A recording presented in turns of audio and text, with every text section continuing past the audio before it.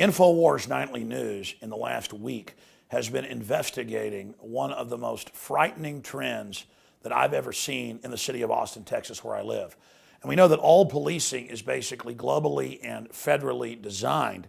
And we've been able to confirm that these type of mass roundups of poor people are occurring, not just here in Austin, but all over the United States, especially in liberal and progressive areas like San Francisco and Austin, Texas. And this is occurring during times like film festivals, which has been happening this week in Austin. And the issue is, if you're going to arrest homeless people committing crimes, that's fine. But when you go out and then say you're not allowed to panhandle, but then come up to homeless people and offer them cigarettes, and then you arrest them for it, or a woman who's nicely dressed, as witnesses have told us, walks out of a Starbucks and the police are offering her cigarettes, plain clothes, so she takes a cigarette, that's free association, and they arrested her. And we have video of these paddy wagons driving up and down Congress Avenue, in and around the film festival area for several miles to clean up the image. So we've got this city, and this is really what the essence of authoritarian liberalism is about. They claim they're liberal, but that's a cover for the fact that they're hyper-authoritarian. They have warrantless blood draws in Austin, Texas. We have an anti-gun police chief, pro-surveillance, the list goes on. And now the police are rounding people up en masse, and throwing them in paddy wagons if they sit down too long by a bus stop, if they accept a cigarette that's offered to them, if they fire a cigarette up walking out of a bar and it's 15 feet from, quote, city property, a bus stop or other areas, then they take you to jail. The biggest issue here is that this is how tyrannies have always operated around the world. They first go after the weakest people and set up these dragnet type systems to go after things that are victimless crimes, and in many cases aren't even crimes. This is clearly entrapment on every level. And then there's the backdrop of the mega banks looting the country, laundering the drug money, all the other corruption going on, and those people get off scot-free. But the system targets the most innocent. If you go down the list, America is checking off every box for authoritarianism, every box for oppression, every box for police state and tyranny. It's saddening. Here is John Bound's investigative report. According to eyewitness reports, there are citizens being snatched off the streets of Austin, Texas in broad daylight. The culprits offer them a cigarette within 10 feet of the city ordinance business zone. Once that cigarette is lit, or they at least put it in their mouth, they're zip-tied and thrown into the back of a van. Who are these culprits, these kidnappers? They are the Austin Police Department, and it's called entrapment. As I was sitting there waiting, I noticed two plainclothes gentlemen that struck me as odd, not from their demeanor, but simply from their footwear, which was military combat boots. I initially knew something was wrong whenever they paced back and forth countless numbers of times, fumbling with their cigarette packs in which they never pulled one out to smoke, as if they wanted me to ask them, or if they were offering without even saying the words. A young lady came out of the Starbucks location behind us, and she simply stood next to me. These men did the same exact thing that they did to me, but to her, in which she, fell victim and asked for one. May I have a cigarette? He obliged, gave it to her, and as soon as he walked away, 2 or 3 seconds later, the paddy wagon is pulling up. There's 3 bicycle policemen there arresting her. When she asked them, what am I being arrested for? They tell her, you know what you did. You know what you did. And in both instances, when I saw this happen twice, there was never a single Miranda right read, period. And when asked both times why they were being detained, they were given no clear answers of why they were being arrested whatsoever. As far as the packs of cigarettes, they'll have undercover officers here downtown, and the person will go and hold open the back of cigarettes, or hold the top open, then hold them out.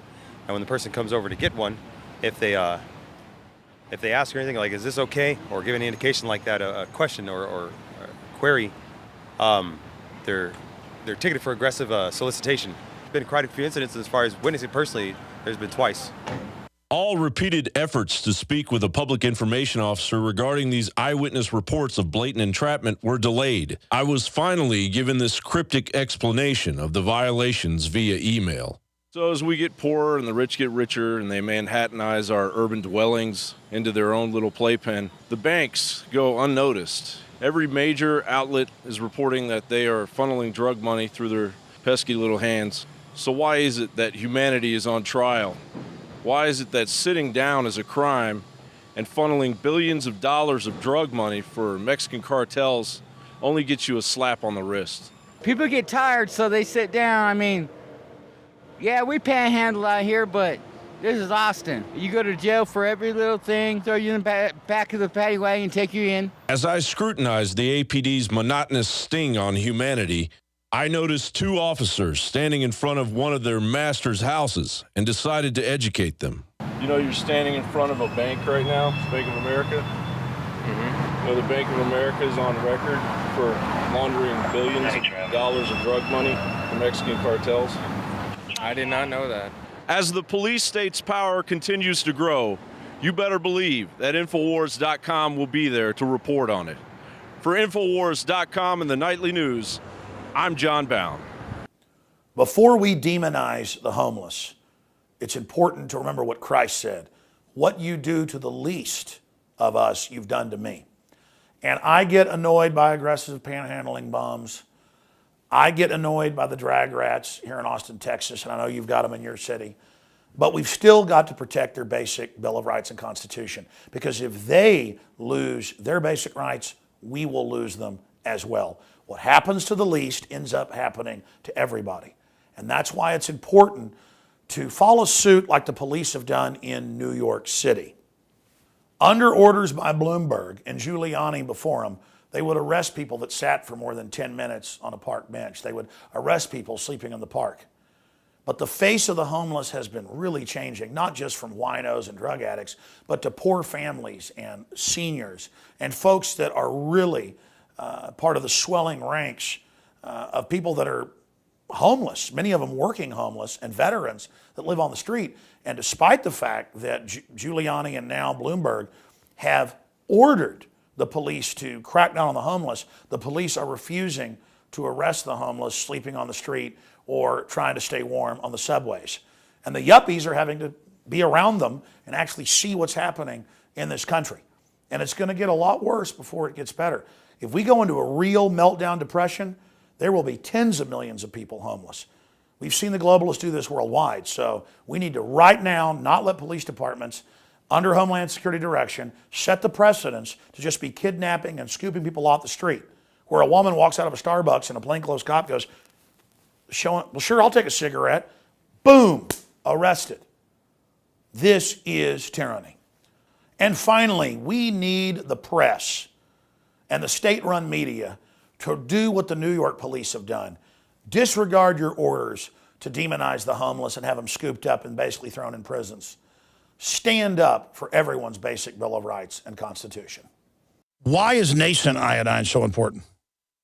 Nascent iodine is so important because it goes directly to the thyroid. It's not bonded to a salt, which means it doesn't have to be broken down. And it's the most usable form. It's what the body uses. It's what the body is designed to use. If you have low energy levels, if you have pains, if you have thyroid problems, if you don't feel up to par, well, they've proven now that the fluoride and a lack of iodine causes a decreased IQ, because you have all this stuff that builds up inside your system and builds up and builds up.